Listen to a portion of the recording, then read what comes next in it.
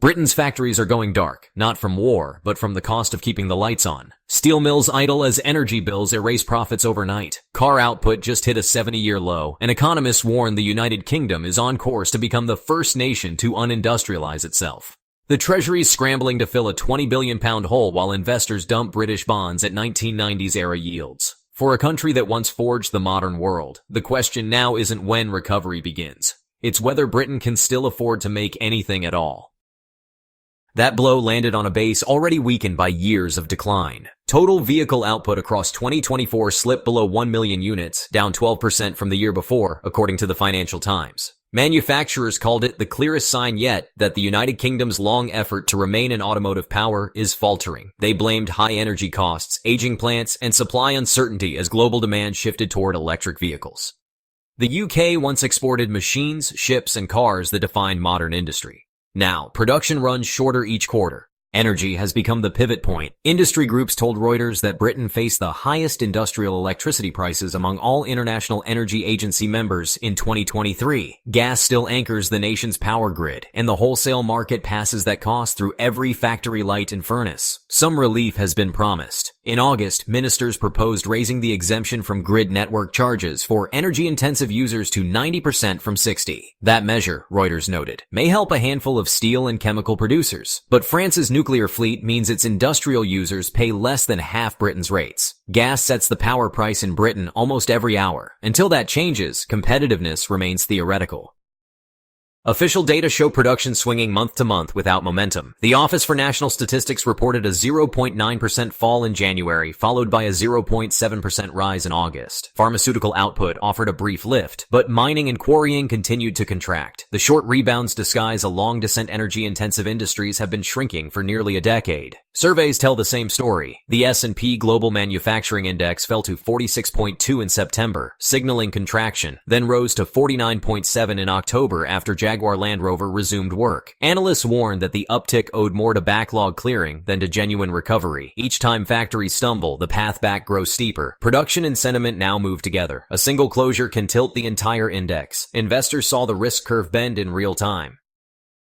Meanwhile, borrowing costs are testing limits not seen in a generation. 30-year gilt yields climbed above 5.2% in early January, the highest since 1998. A record 10-year auction in September cleared at 4.8%, according to Reuters. Financing large industrial projects has become nearly prohibitive. Every percentage point in yields wipes out millions in potential investment returns, discouraging capital spending on the very infrastructure meant to rebuild manufacturing. The Financial Times observed that these yields have narrowed fiscal space for stimulus. When sovereign funding costs rise, energy subsidies, infrastructure grants, and tax allowances become harder to sustain. Britain's Treasury now faces the same trade-off confronting Germany: fund domestic industry or maintain external commitments. The Office for Budget Responsibility recently cut its long-term productivity forecast. Economists quoted by the FT estimated the revision could shrink Chancellor Rachel Reeves's fiscal headroom by roughly £20 billion. Each tenth of a percentage point shaved from productivity wipes out billions in budget room. That arithmetic shapes every future policy choice. Manufacturers, through their trade body, Make UK, have urged the government to cancel certain environmental levies and simplify incentive schemes. Their warning is practical. Factories cannot compete with rivals whose energy bills are half as high and whose taxes change less often. The IEA confirmed that although wholesale prices fell worldwide in 2024, the structural costs embedded in Britain's grid kept delivered prices stubbornly high. The Department for Energy Security and Net Zero acknowledged the disparity in its September release of industrial price data. Wholesale markets eased, yet British firms still paid nearly twice the European average. Gas dependency, transmission fees, and market design all played their part.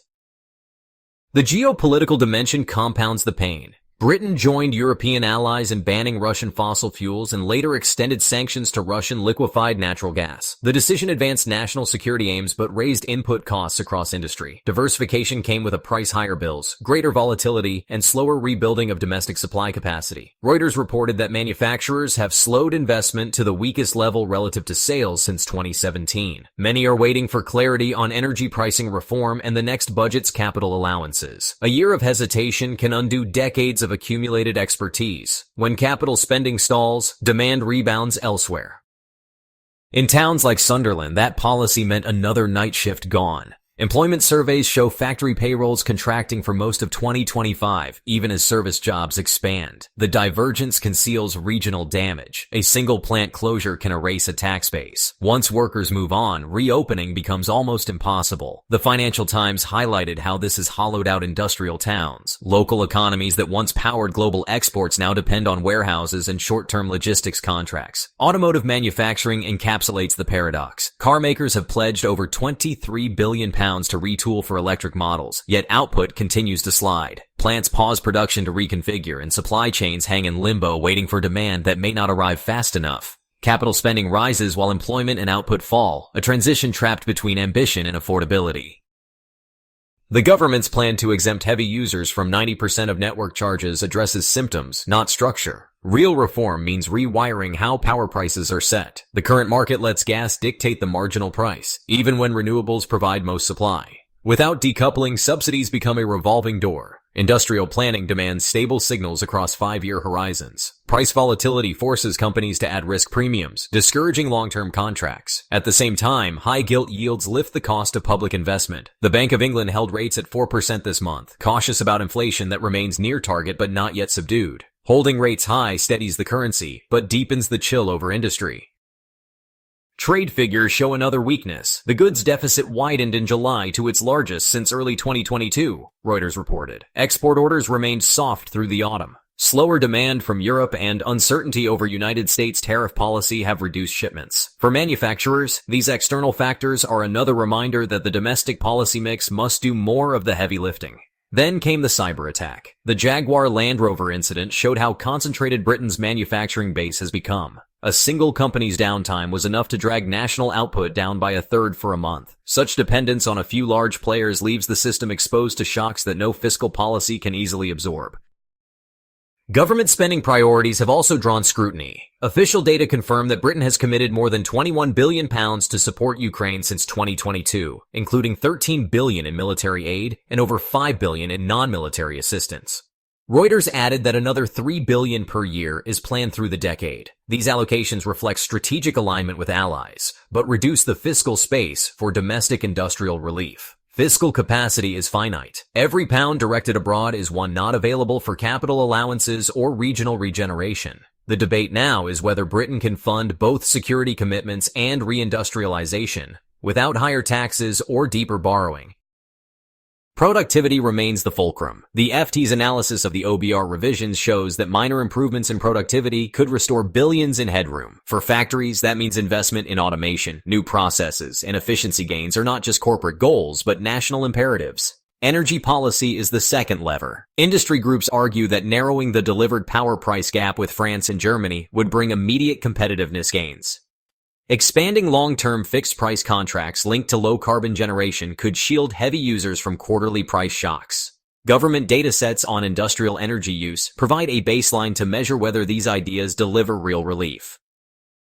Geography adds urgency. When a plant shuts, supply chains scatter. Once the ecosystem dissolves, no subsidy can rebuild it quickly. The PMI's employment series shows that factories have continued to shed staff through 2025, even as national unemployment stays low. The risk is a dual economy, growing services in the south and shrinking industry in the north. Energy reform remains the hinge. The IEA reported that wholesale power prices fell 20% across advanced economies last year, but Britain's relative disadvantage persisted. The proposed charge relief for heavy users is progress, yet without faster investment in renewables and storage, gas will keep setting the benchmark. Policy can smooth volatility, not erase it. The broader economy has shown surprising resilience. Modest GDP growth and easing inflation give policymakers a brief window to plan structural reforms. But industrial investment timelines stretch far beyond election cycles. A steel mill or battery factory takes years to deliver returns, and every delay increases the probability that production migrates elsewhere. Not everything points downward. The same FT coverage that chronicled declining output also listed record investment pledges for Britain's electric vehicle transition. When one major plant restarts, supply chains spring back to life. Momentum exists, it simply lacks a safety net. Reuters reported that Britain's largest 10-year gilt sale this autumn attracted £141 billion in orders, even at the highest yield since 2008.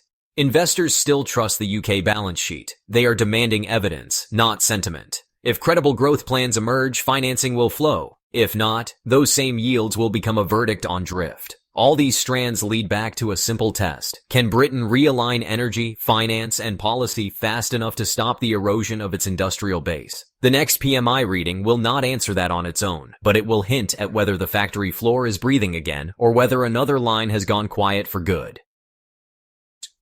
We're glad you're enjoying this video. Please like and subscribe. Check out another video that is now on your screen.